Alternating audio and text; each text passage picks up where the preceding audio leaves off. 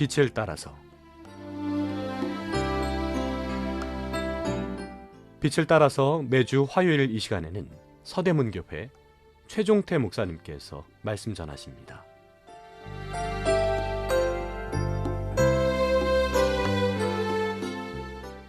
시청자 여러분, 안녕하십니까?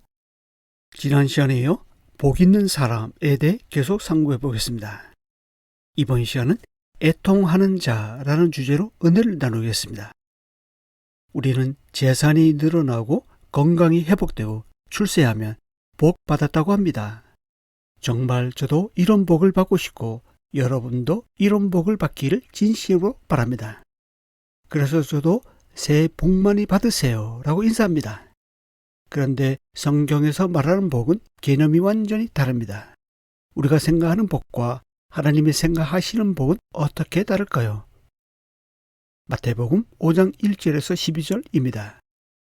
예수께서 물리를 보시고 산에 올라가 앉으시니 제자들이 나온지라 입을 열어 가르쳐 이르시되 심령이 가라는 자는 복이 있나니 천국이 그들의 것이며 애통하는 자는 복이 있나니 그들이 위로를 받을 것이며 온유한 자는 복이 있나니 그들이 땅을 기업으로 받을 것이며 의에 주리고 목마른 자는 복이 있나니 그들이 배부를 것이며 긍휼히 여기는 자는 복이 있나니 그들이 긍휼히 여김을 받을 것이며 마음이 정결한 자는 복이 있나니 그들이 하나님을 볼 것이며 화평하게 하는 자는 복이 있나니 그들이 하나님의 아들이라 일컬음을 받을 것이며 의를 위하여 박해를 받은 자는 복이 있나니 천국이 그들의 것임이라.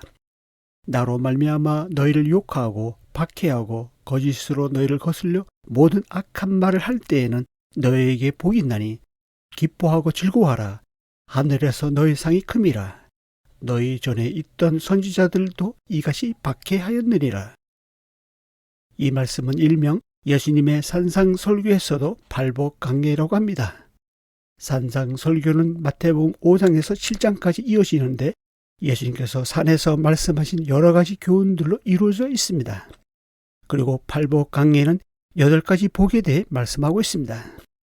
전국 백성이 가져야 할 성품을 말씀하심으로써 어떤 사람이 참으로 행복한 사람인지 가르쳐 주십니다. 예수님은 3절에서 심령이 가난한 자가 복이 있다고 말씀하십니다. 그리고 4절에서 애통한 자는 복이 있나니 라고 선언하십니다. 왜냐하면 그들이 위로를 받을 것이기 때문입니다. 여기서 애통한다는 것은 자기 죄를 통회하며 회개하면서 우는 것을 말합니다. 회개의 눈물을 흘리는 자야말로 하나님의 위로를 받을 수 있습니다. 마치 사무엘하 11장 이하에서 다윗 왕이 선지자 나단의 책망을 받고 애통하며 회개의 눈물을 흘렸던 것처럼 말입니다. 그는 잠시 정욕의 눈이 어두워 우리의 아내 밧세바와 간음했습니다. 죄를 감추려다가 오히려 그의 남편까지 전쟁터에서 죽게 했습니다. 이에 다윗은 모든 죄를 토설하고 뼈가 새하는 고통을 호소했습니다. 시편 6편 6절에 보면 내가 탄식함으로 피곤하여 밤마다 눈물로 내 침상을 띄우며 내 요를 적시나이다 라고 나옵니다. 다윗은 자신이 저지른 죄에 대해 밤마다 침상이 젖도록 울면서 애통했습니다. 결국 다윗은 회개의 눈물로 하나님의 위로를 받을 수 있었습니다. 하나님은 애통하며 회개하는 다윗의 모든 죄를 사해 주시고 솔로몬을 허락해 주심으로 위로해 주셨습니다. 다윗은 그 복에 대해 다음과 같이 노래합니다. 불법이 사함을 받고 죄가 가리워짐을 받는 사람들은 복이 있고 주께서 그 죄를 인정하지 아니하실 사람은 복이 있도다. 이처럼 죄에 대해서 애통하는 자가 복이 있는 사람입니다. 하루를 돌아보면서 하나님 앞에서 자신의 죄와 허물을 발견하고 마음 아파하는 것이 애통입니다. 아메리카 인디언 선교사 데이비 블레이너드는 이렇게 고백했습니다. 아침 기도 시간에 내 영혼이 녹아내리는 것을 느꼈다. 내 속에 있는 악과 타락을 목격하고 나는 깊이 울었다. 이처럼 자기 죄에 대해서 눈물 흘리는 자가 복 있는 사람입니다. 요즘은 죄를 죄로 여기지 않는 극도로 타락한 시대에 살고 있습니다. 이런 시대에 살면서 우리도 마음이 묻어지지 않을까 조심해야 합니다. 혹시 우리 가운데 해결되지 않는 죄가 있습니까? 들키지 않으면 괜찮을 것 같은 나만 알고 있는 은밀한 죄가 있습니까?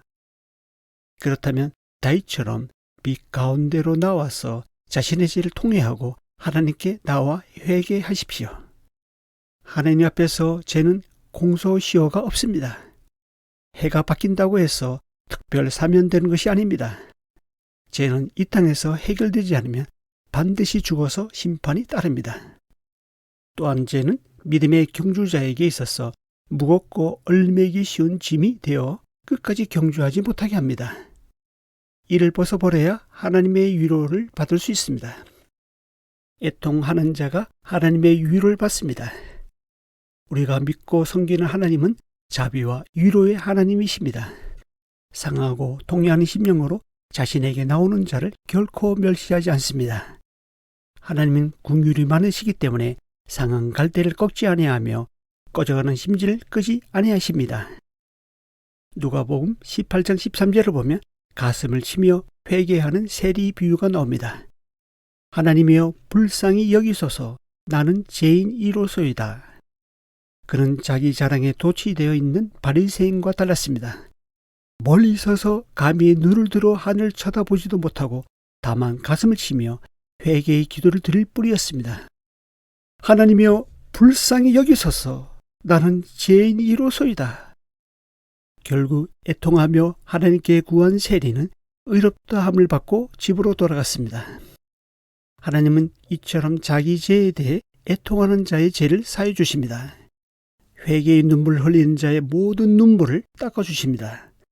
하나님은 애통에 반응하십니다. 그 슬픔에 함께 하십니다. 그리고 위로하십니다. 천국은 이런 자의 것입니다. 이사야 66장 2절을 보면 물은 마음이 가난하고 심령이 통회하며 내 말을 듣고 떠는 자 그 사람은 내가 돌보려니와 라는 말씀이 나옵니다. 하나님의 말씀 앞에서 떨며 자기 죄뿐만 아니라 다른 사람의 죄까지도 애통하며 눈물을 흘리는 자가 하나님의 돌봄을 받습니다. 때론 우리가 말씀 때문에 애매히 고난을 받고 부당한 대우를 받고 억울한 오해를 받기도 합니다. 그래서 애통합니다. 예수님은 그러한 애통한 자의 눈물을 닦아주십니다. 그런 애통하는 자와 함께 아파하시며 함께 고통에 참여하십니다. 그러면서 내가 있잖아 라고 위로하십니다. 이 방송을 듣고 계신 애청자 여러분, 진정한 복은 소의 양에 달려있지 않습니다. 사람이 만일 온 천을 얻고도 자기를 잃든지 빼앗기든지 하면 무엇이 유익하겠습니까? 이 세상의 것 중에 우리가 죽을 때 가지고 갈 수 있는 것은 아무것도 없습니다. 오직 애통하는 자, 하나님의 위로 가운데 예수님 한 분만으로 충분한 자가 복이 있는 사람입니다. 올 한 해도 이런 복이 임해서 살아계신 하나님을 경험하는 저와 여러분이 될 수 있기를 소망합니다. 다음 시간에 이어서 말씀드리겠습니다. 감사합니다.